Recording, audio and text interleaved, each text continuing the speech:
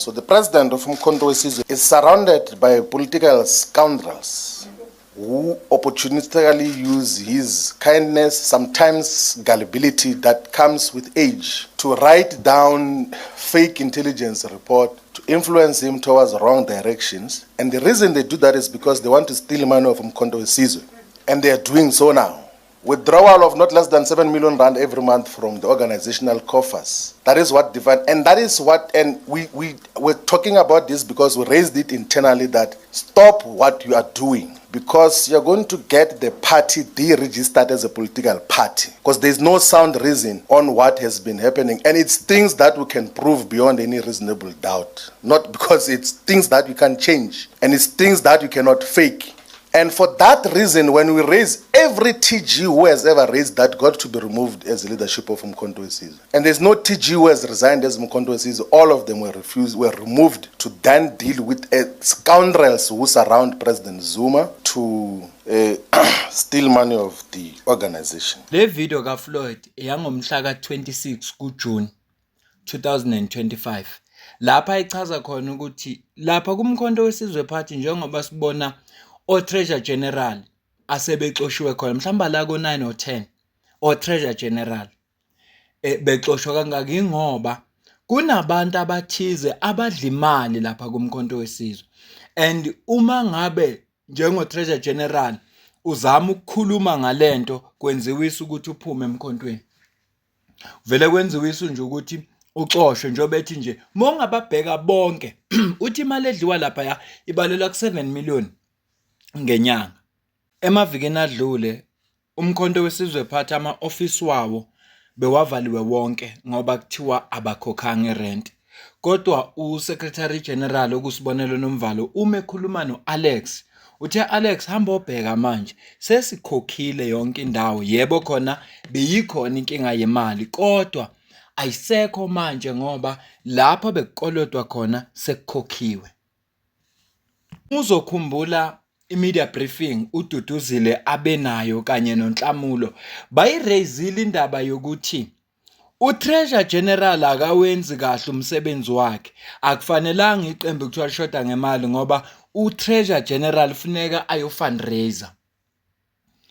Ikhona-ke inkinga enkulu lapha ekhona. UFloyd ukhuluma inkinga zezezimali ngokuthi kunabantu abathize abadla imali. Ngapha bebengenamali ngeviki eliphelile kulamaviki aphelile kwaze kwaphoqa ukuthi ama-office wabo avalwe. Yebo avuliwe manje ngoba bakhokhile. Unomvalo uNhlamulo benoduduzile bakuveza ukuthi inkinga laphi ku-Treasurer General kodwa kuyo yonke lento ekhulunywayo kuthiwa abantu ababhedayo laba baseduze kuka president. uFloyd usho njalo uthi ngenxa yobudala nokunganako okuza neminyaka nokulunga kwakhe labantu laba baletha i-fake intelligence report baphinde badlele imali basebenzisa ubudala bakhe noma ngathi uhlakaniphe kanjani. Kodwa uma usumdala kukhona amaphutha enzekayo, kuyenzeka lokho, kuvamisile futhi ukwenzeka. Akekho ke mina umuntu engimsolayo ngoba nginalwazi kodwa uDuduzile benoNhlamulo balwa kangaka baze baraise indaba kaTreasurer General.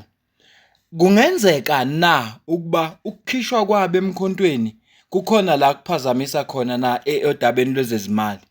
Ngiyazibuzela nje ngoba besingakaze sezwa lutho ngaleso sikhathi ngoTreasurer General okuBrian Molefe. Besingakaze sezwa lutho. Kodwa ibona abaraise indaba yemali. Kwasuka lapho abasakhokhanga. Bakhokhile ke manje. Kuneletha ke engiyibone kumbomvu lo we-clean governance iphume ofisini lika president umkhonto weSizwe Party. Ifundeka kanje: Office of the President, notice to all MK Party officials, date 23 July 2026, subject temporary revocation of signing authority on MK Party bank accounts. To all national, provincial, regional and relevant party officials. Comrades, in my capacity as President and Accounting Officer of the Umkhonto weSizwe Party, MKP, and in the interest of ensuring sound financial governance, accountability, and the orderly administration of the party financial affairs, I hereby give notice to all existing signing authority on the MK Party's bank account is revoked with immediate effect. This measure is temporary and shall remain in force until further notice from the date of this notice. During this period, no existing signatory shall exercise any signing authority on behalf of the party in respect of any MK Party bank account. All financial institutions where the party maintains banking facility are to recognize this temporary suspension of signing authority.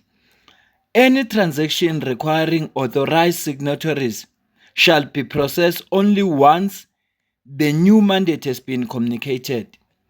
At the conclusion of the above-mentioned period, a formal communication will be issued confirming reinstatement of signing authority together with the names of the duly authorized signatories who will be mandated to operate the MK Party's bank account going forward. All officials are requested to cooperate fully with this administrative process to ensure continuity, transparency, and the integrity of the party's financial management. Your understanding and cooperation are appreciated. Yours faithfully, JG Zuma, President and Accounting Officer, Umkhonto weSizwe Party, kwase kuyasayinwa. Asazi ukuthi le lethi iqiniso kangakanani ngoba engikuqaphele kuyo ukuthi lo yenzile uyiskenile nge-cam scanner, i-app lekuthiwa i-cam scanner, wayiscanner yingakho ibonakala kanje, nelogo yomkhonto weSizwe Party ingabonakali kahle ngoba uyiskenile. Okusho ukuthi kungenzeka ukuba lena information ebekufuneka iphumela abantu abathize ngaphakathi eqenjini, kodwa kukhona oyiskenile wakwazi ukuthi ayikhiphele abangani bakhe abathize njengoba nathi seze sayithola. Khumbula ukuthi i-Mail and Guardian ngathi ibhalile ngalolu daba khona namuhla ngalolu daba, and i-Mail and Guardian intatheli yakhona ile eyabuza ngelinye ilanga mayelana nomhlangano obanjwa second deputy president okubaba uThoniyengeni kanye no secretary general okunomvalo angazi nobani, base bethi kuye cha ungazeli negossip, iza nobufakazi.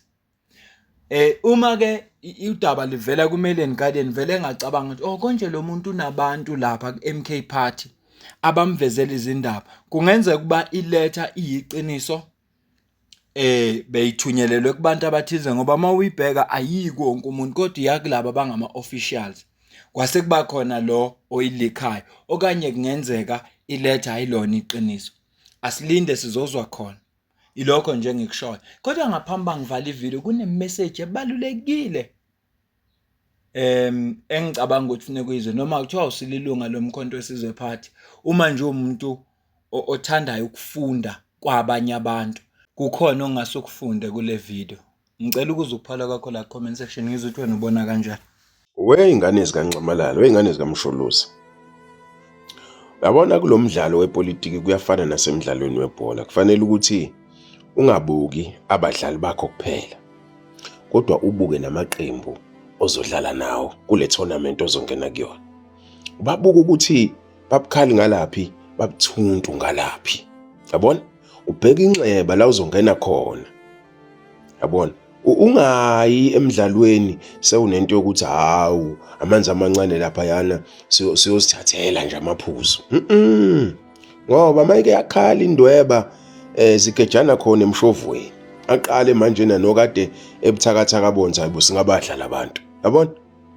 So ke ngizama ukuthi ngamanye amazwi niyabona yini ukuthi ngale nakhona ikhona imbango akade bese ihlalweni bafuna ukubuya ngenkani, yize bengafunwa bafuna ukubuya ngenkani benza konke, futhi nabo sebeyaxhugela.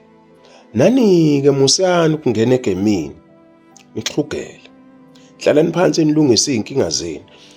Asikwazi ukuthi singathi sinomdlalo obalulekile. Sibhekiwe ukuthi le ndebe sibuya nayo. Siyasuka sivumela ukuthi obest bethu bahlala eminyango ebhentshini badla ama-ice. Bese kungena abanye ke mhlambe ke abathandwe ucoach ke noma mhlambe ke bayingane kaSikhulu. Uyabona? Ebholeni akwenziwa njalo. Ebholeni uthatha imizwa uyibeke eceleni ebholeni bese ubeka iqiniso lokuthi le game siyayifuna. Le game ke masifuna siyabaza abantu abazosilekelela ukuthi sibuye nale game. Usebenzisa iqiniso. Bese uyabona ukuthi ngoba vele sesiwashayile amagoli amathathu sesiya ngaseqedeni. Sesingabaphumuza obani nobani sifaka obani sibazisa igame. Ubani iqiniso. Uyabona ke makuthi kuxatshenwe ejimini. Igame ingakusasa. Umsebenzi omkhulu ke lo we technical staff kanye nomqeqeshi ukuthi ahlalise phansi abadlali nokapteni abiza abadlali abane-experience abahlalise phansi ukuthi hayi madoda asikwazi ukuyodlala le game kusasa siyinhlaka ngoba ngeke sibe nalento ebizwa ngokuthi i-combination play. Combination play ke kuchaza ukuthi ngiyalibamba, ngiyakuqalaza, ngiyakunika, uyatholakala, uyavela esikhaleni, nami ngiyavela esikhaleni ngasikhathi ulibambile ngalesikhathi bekuphuca ngikhona, ngiyakukhava, ngiyakumakela, ngiyakukhuthaza. Wenza iphutha ngikushayela izandla ngiyakukhuthaza, ngiyashweba ngiyakhahlela uyangikhuthaza, nawe uyakhahlela uyashweba, siyakhuthazana, we win together, we lose together, we fight together. Combination play. Niyangizwa wey'ngane zikaNxemalana ngoba ukushaya igoli wedwa sihlele ebhentshini thina ucelebrate wena abese ama-defender yakubuka ungenamagoli amathathu ngakuthina wena ulikorile yebo kodwa siyadliwa phela u-3-1. Akusadliwanga-ke wena kuphela, sekudliwe abalandeli, kwadliwa ucoach, kwadliwa ngisho wonke umuntu nokade ehlele ebhentshini udliwe. Okubalekela ukujaha ukuthi ugqoke ijezi kanti team maseyidliwa izodliwa yonke ngenxa yakho nje. Basobha. Ave ibalulekile le video oqeda kuyibuka kaChilisi.